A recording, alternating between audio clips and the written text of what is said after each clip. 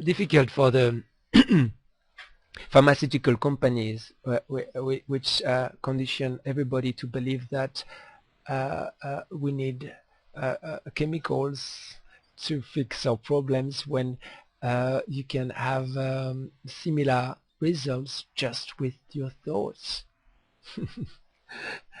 Now, another interesting video to watch is this one. If you type the URL, you will see also the effects of thoughts on rice, and apparently it is preserved much longer according to the thoughts you put into it.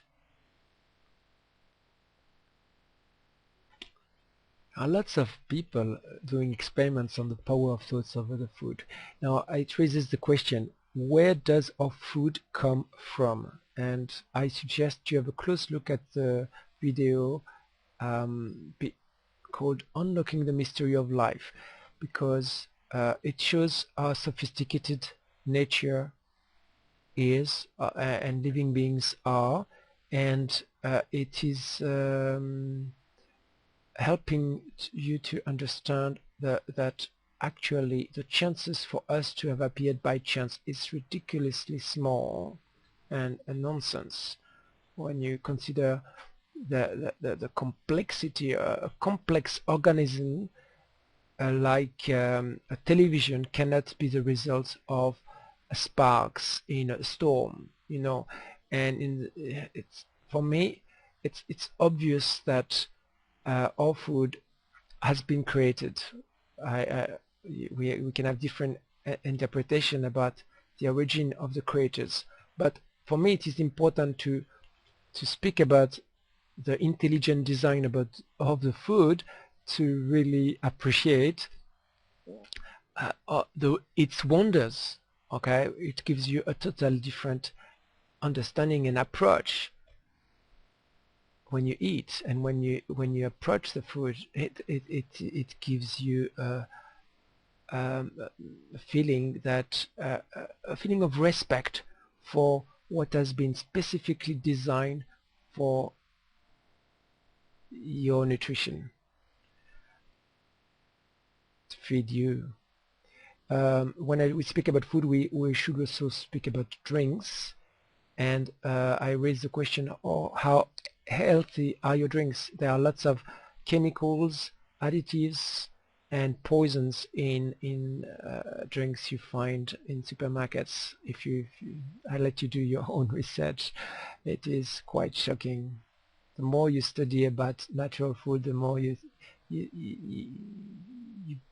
are shocked about the amount of poisons in processed food. One of the poisons that is commonly added in the water supply is fluoride. I suggest you go to fluoridealert.org and you will find how the aluminium industries have been very successful in convincing population that their very dangerous carcinogenic pollutants, fluoride, was good for protecting teeth. And adding this carcinogenic to the water supply is just one of the nonsenses of our world today. It produces so many side effects on your health, negative side effects. It's shocking, and it has never been proven that it helps prevent tooth decay, of course. Now, one drink I suggest you have a close look at is apple cider vinegar.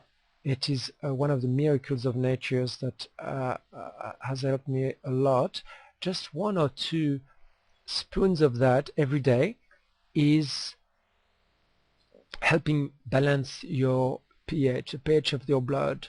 It helps keeps insects, ticks, mosquitoes away, but also helps every aspect of your health. Actually, the list is too long to get it started. I'll let you search more information about it yourself. It's one of the miraculous drinks I recommend. I want to say about cooked food that it is a drug. 99.99% of people are addicted to it, and it's very hard to stop it. Uh, there are drug dealers everywhere. It is promoted everywhere. Well, where there is food, it is hard to refuse when someone proposes you food that they have prepared for you. It requires some. It's no more courage.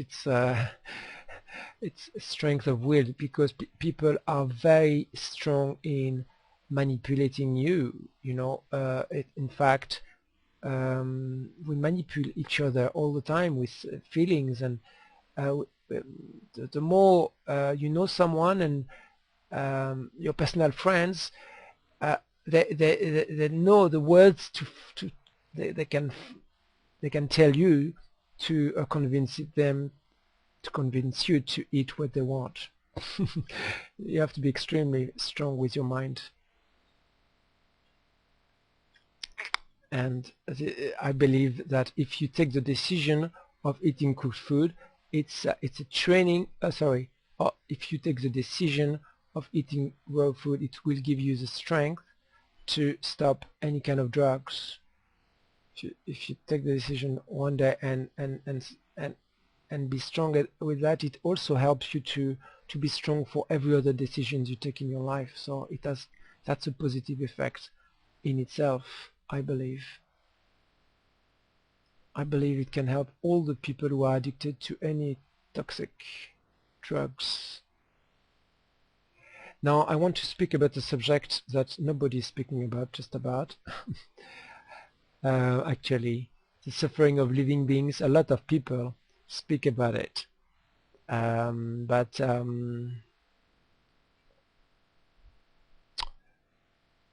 well, raw food prevents a lot of this suffering, especially because you don't eat as much at all animal products.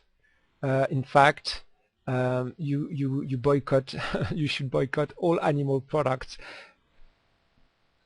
where the animals have suffered, because anyway, the toxins that these animals create when they die gets in their body, and you eat these toxins, and it is toxic for you too. So you don't want that. You don't want a food which is toxic for you.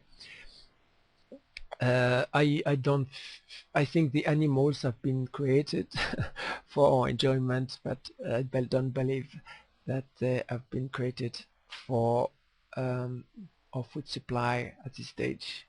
And it makes sense in a paradise to let them live in peace without suffering, I believe.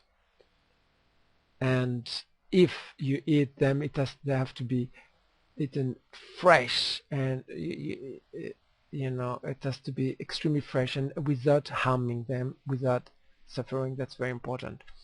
One aspect of this I want to share as well is that uh, what about the plants? What about your vegetables? They are also alive. They can feel, and they can have pain. They can feel. Lots of studies have been made on plants and living cells in vegetables, and uh, uh, well, think about the suffering of your food when you cook it. When you eat raw, at least you keep, yeah, not making them suffer, like boiling them at high temperatures for sometimes over half an hour, and torturing them. So I think if we think about all living beings in the paradise, well, we have to think about raw food as a good way to eliminate suffering of many other living beings on earth, including trees, because a lot of trees get destroyed for cooking food. So we can and so how many trees have been destroyed, cut today for cooking food?